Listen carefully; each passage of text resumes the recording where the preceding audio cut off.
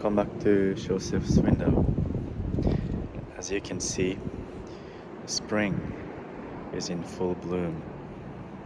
I would say they are about 70 to 80% in bloom. And in Japan, it's always said that 80% bloom or Hachibuzaki is always the best. They started blooming last week, but then last week was also cold, which helped preserving all the flowers. So I think next week will be the best time to see all the flowers. Although it even snowed a few weeks ago, cherry blossoms are looking great. So let me take you to some of my favorite sakura spots around Tokyo.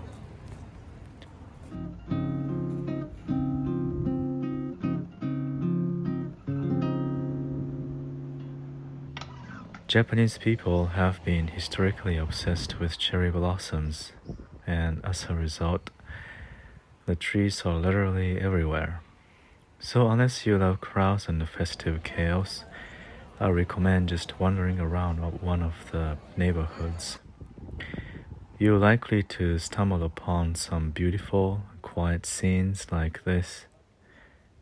The spring marks a new beginning here in Japan. The school year and the business year both start in April, ushering in new encounters with people and opportunities. There are some popular sakura spots in Tokyo, like the Meguro River and other touristy areas. But honestly, they are too crowded and noisy to truly enjoy the tranquility these blossoms can offer. The petals' faint, melting colors blend into the air and create an atmosphere that invites us to open the window inward toward the inner silence within ourselves. This is the middle school I went when I used to be a middle school student. And they have about 60 cherry trees, which I'm proud of myself. With every step I make, all the bittersweet memories quietly return.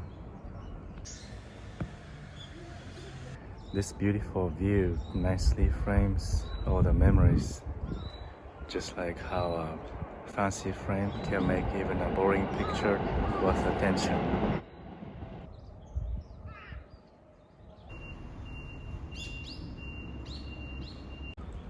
That's the oddity of humans. We usually don't notice how precious something is until we lose it. And it's always the scope of retrospection that makes us realize the value of things we have lost. Unusual and exciting things are nice too, but everyday, ordinary life is worth appreciation as well. That's what the Japanese word of nichijo is all about. We just need some sensibility to turn head to them.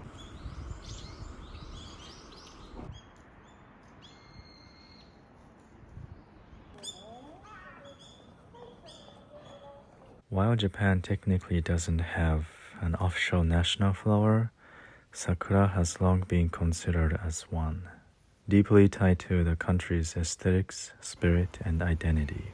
For example, let me share a haiku by a Zen monk, Taigu Ryokan.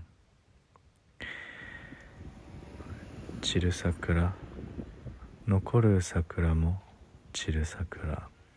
Falling cherry blossoms, even those that still remain, are destined to fall. Even the most beautiful and vibrant things will eventually fade away.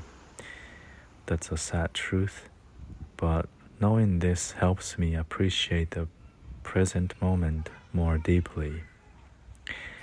Again, as I said earlier, humans tend to recognize the value of things only after we've lost them. So maybe the only way to truly appreciate what we have while it's still here is to prepare ourselves for its inevitable passing by gently reminding ourselves nothing lasts forever.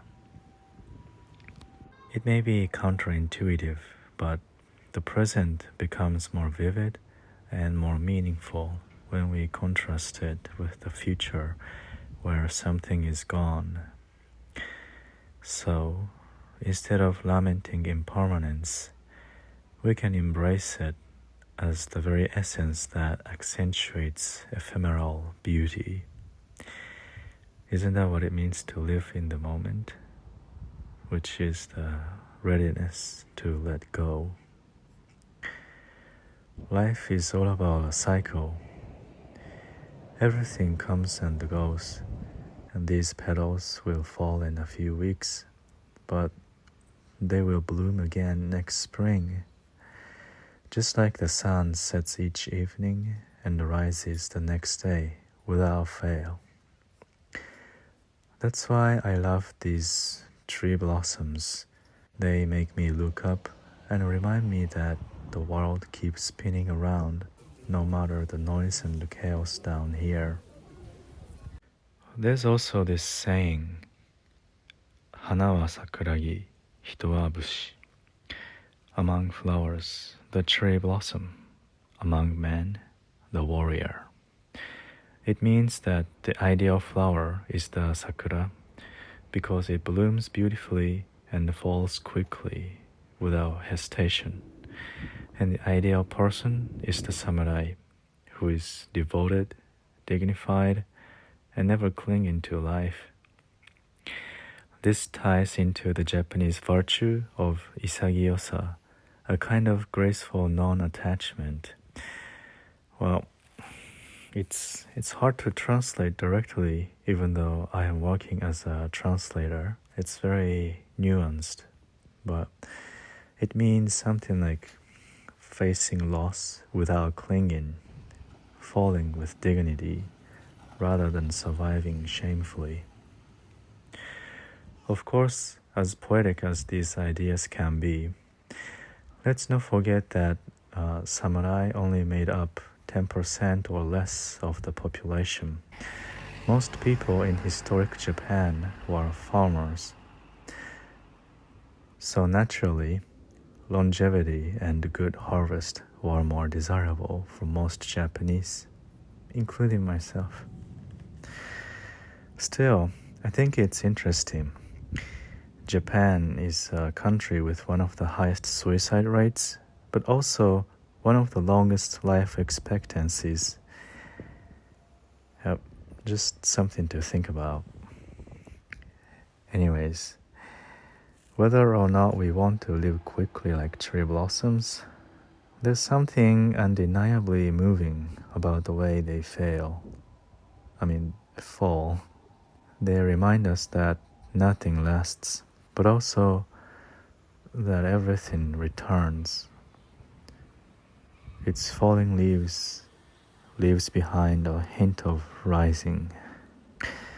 I'd say their beauty isn't just in their appearance, but also in the cycle of blooming and falling, birth and death, embodying the non-duality of life. Everything comes, goes, and returns. We live in crazy era of the 21st century, that's for sure. All the technologies, algorithms, AI. What a time to be alive, honestly. Every day, we are flooded with voices, opinions, ideas, all the noises that we didn't even ask for, unstoppably, coming from the device right in our pockets. But let's not forget, we also carry with us the gifts of the past. These flowers, these trees, cherished by generations, don't need electricity, nor algorithms, nor any likes, nor going viral. They just bloom and fall, and bloom, fall, and so forth. People in the past didn't have smartphones, of course, but maybe they had more time to appreciate this kind of beauty. Maybe we can learn something from them and build a future that's not disrupted by our own inventions. So, what did you think? Is there anything that you would like to know more about Japan? Let me know in the comments. Don't forget to subscribe for more videos. And stay tuned and keep surviving and thriving. Bye.